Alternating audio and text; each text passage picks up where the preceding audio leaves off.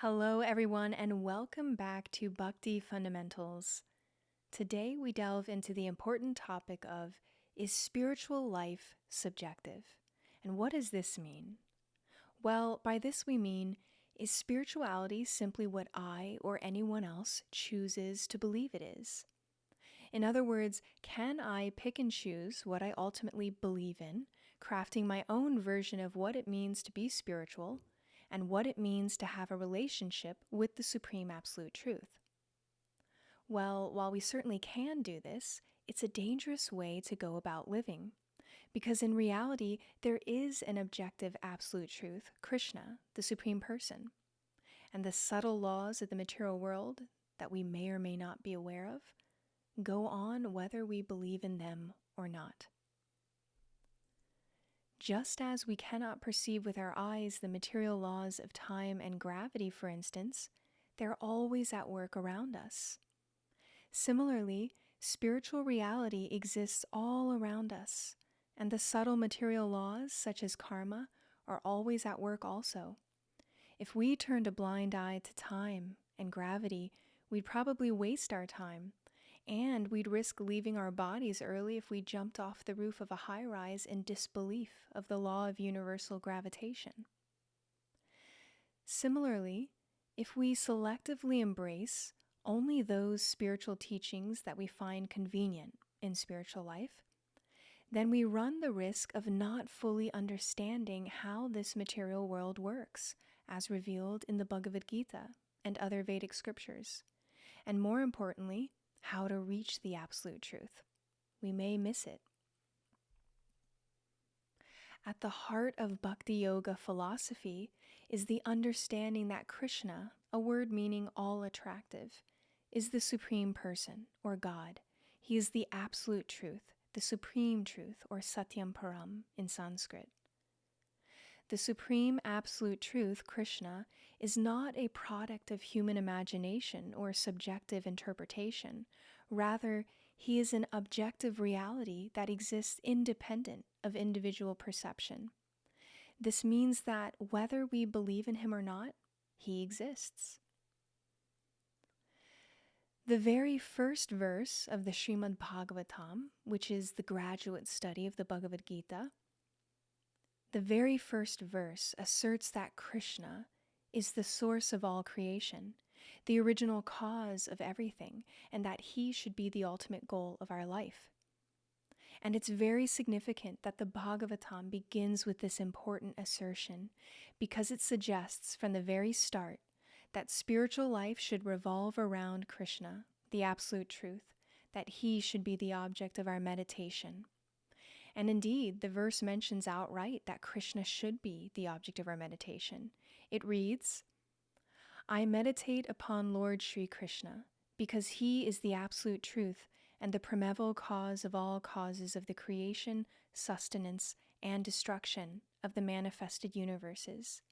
He is directly and indirectly conscious of all manifestations, and he is independent, because there is no other cause beyond him. I therefore meditate upon him, Lord Sri Krishna, who is eternally existent in the transcendental or spiritual abode, which is forever free from the temporary nature of the material world. I meditate upon him, for he is the absolute truth.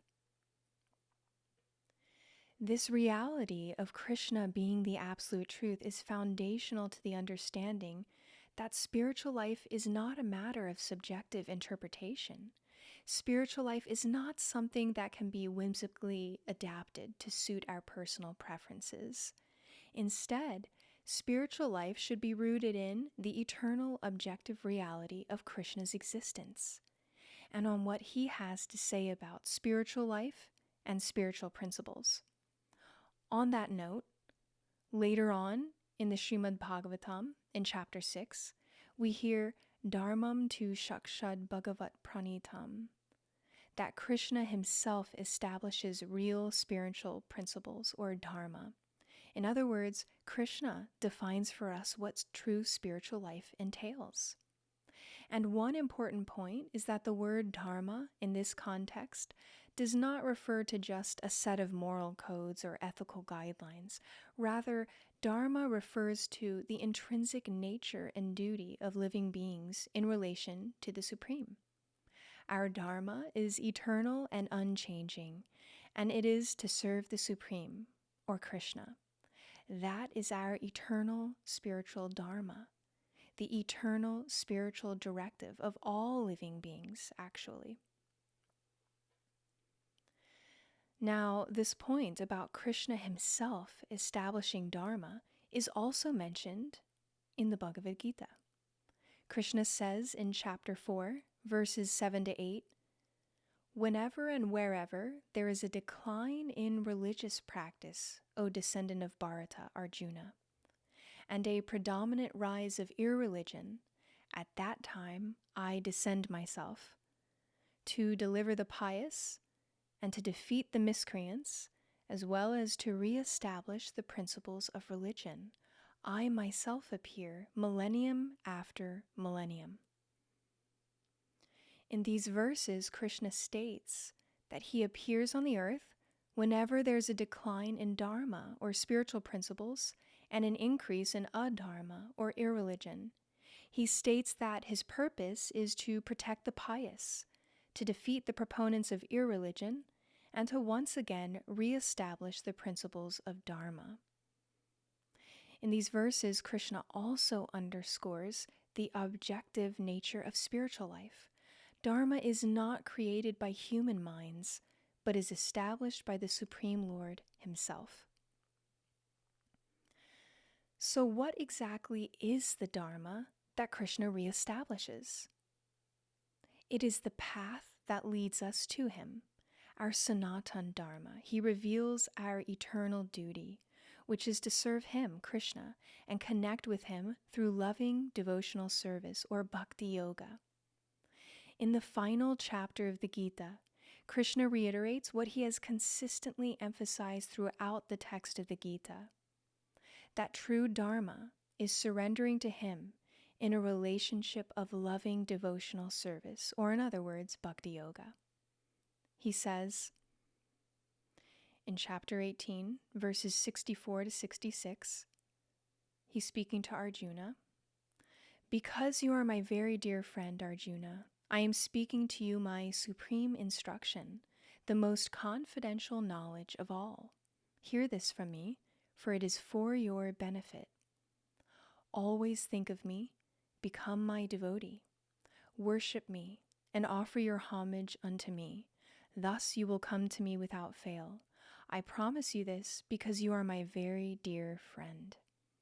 And in this verse, Krishna uses the word bhakto to indicate our becoming a bhakta, or a bhakti yogi, his devotee.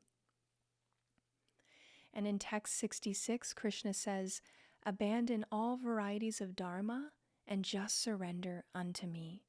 I shall deliver you from all sinful reactions. Do not fear." In this verse, Krishna actually says to give up all other forms of dharma other than bhakti yoga. This is Krishna's instruction for us, and he's the Supreme. So it will benefit us greatly to listen to his advice, and he advises us here to become his devotee, his bhakta, his servant.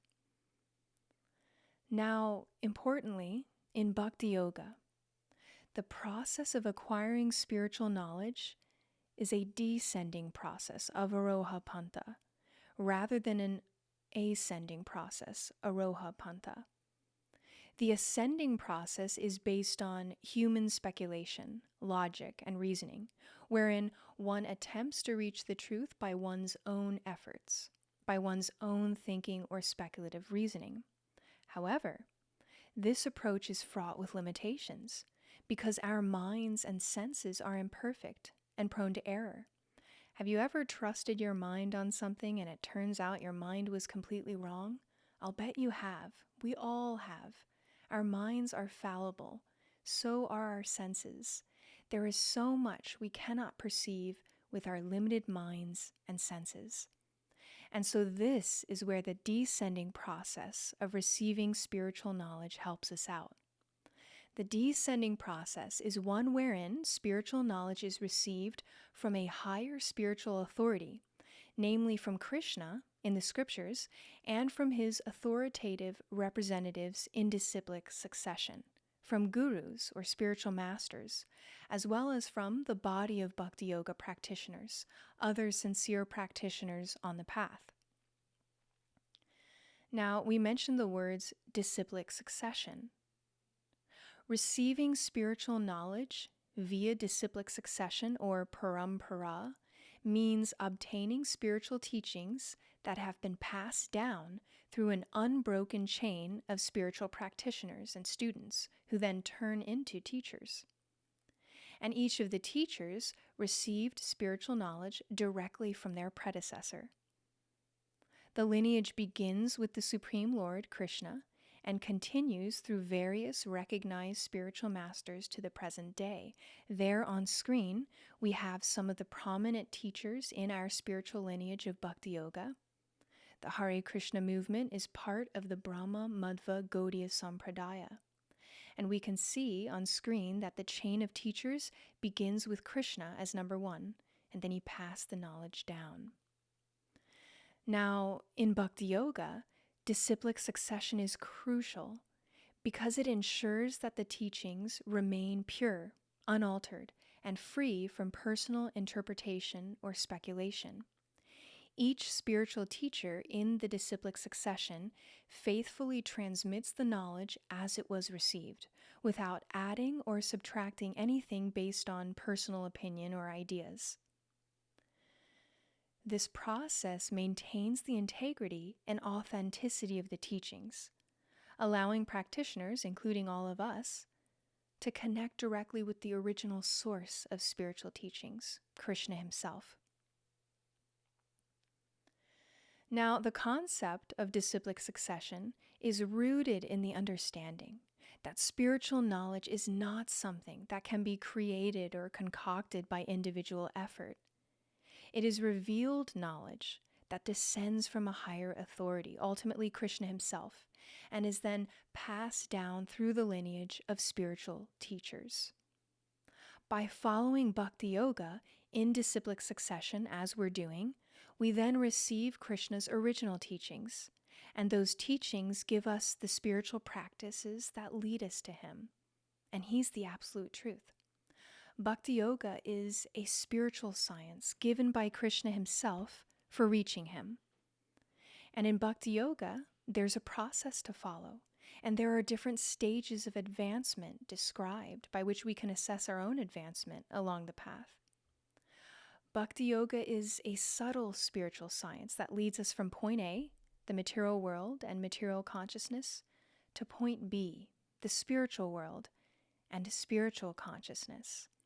And we can actually have spiritual consciousness now and every day for the rest of our lives, even while living in the material world, if we follow the process of Bhakti Yoga. Now, someone may ask, how can we verify that what these teachers are saying is true? How do we know that what they're saying is Krishna's original message? Well, what's nice is that Bhakti Yoga also provides us with a built-in system of checks and balances. Krishna covers all bases for us. He doesn't want us to be led astray in spiritual life. In this day and age, we're often worried about being misled by others, and so Krishna provides within Bhakti Yoga a natural spiritual system of checks and balances. A.C. Bhaktivedanta Swami Prabhupada, whose purports to the Gita and Srimad Bhagavatam we study from, he wrote and spoke about this trifold system of checks and balances. Srila Prabhupada emphasized the importance of discerning the source of any spiritual knowledge we get, of not just believing anything blindly. He wrote, "We cannot manufacture a God by our own concoctions. As stated by Narottam Das Thakur, Sadhu Shastra Guru. One has to test all spiritual matters according to the instructions of saintly persons, sadhus, scriptures, shastras, and the spiritual master, guru. The spiritual master is one who follows the instructions of his predecessors. namely the sadhus, or saintly persons. A bona fide spiritual master does not mention anything not mentioned in the authorized scriptures. Ordinary people have to follow the instructions of sadhu, shastra, and guru. Those statements made in the shastras and those made by the bona fide sadhu or guru cannot differ from one another. And this is from one of his purports to the Srimad Bhagavatam. So here we are introduced to the three authorities in spiritual life, our checks and balances. And they are sadhu, the body of saintly practitioners, shastra, the scriptures, and guru, spiritual teachers or spiritual masters. And the final point is crucial. When it comes to spiritual matters, the three authorities of sadhu, shastra, and guru have to line up. They must be in agreement. If an instruction from a so-called saintly person contradicts what Krishna has spoken in the Bhagavad Gita, for example, it should be regarded with suspicion. This trifold checks and balances system of sadhu, shastra, guru ensures that spiritual knowledge remains pure and untainted by subjective interpretations.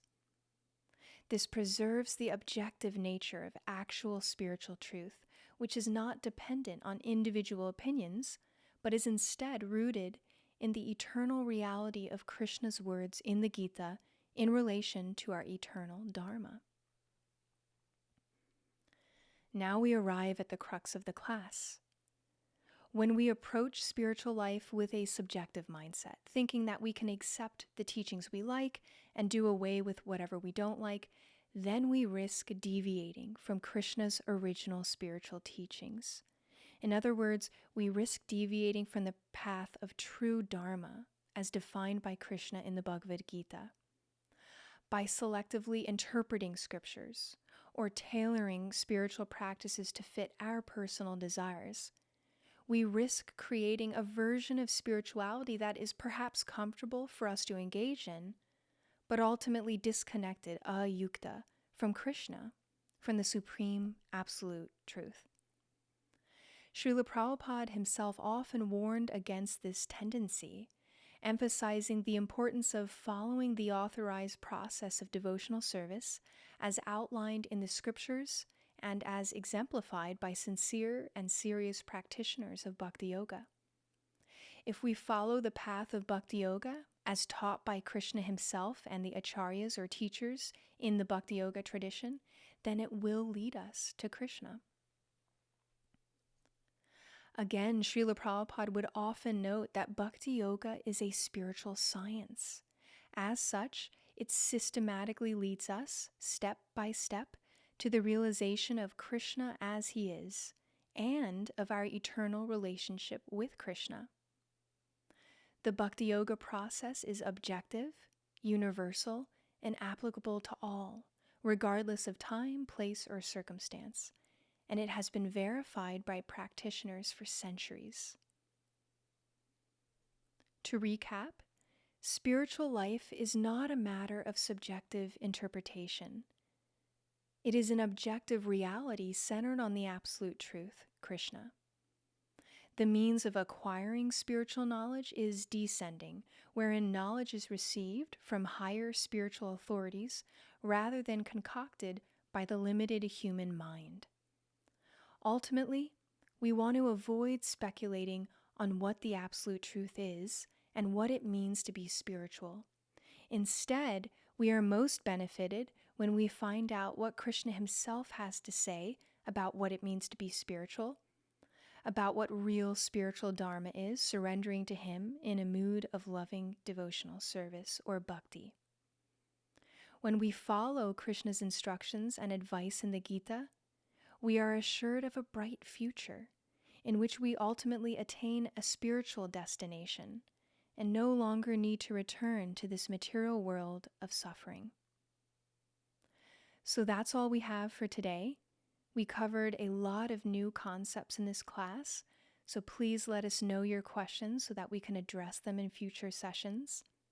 In the meantime, thank you for listening today, and we'll see you next time on Bhakti Fundamentals.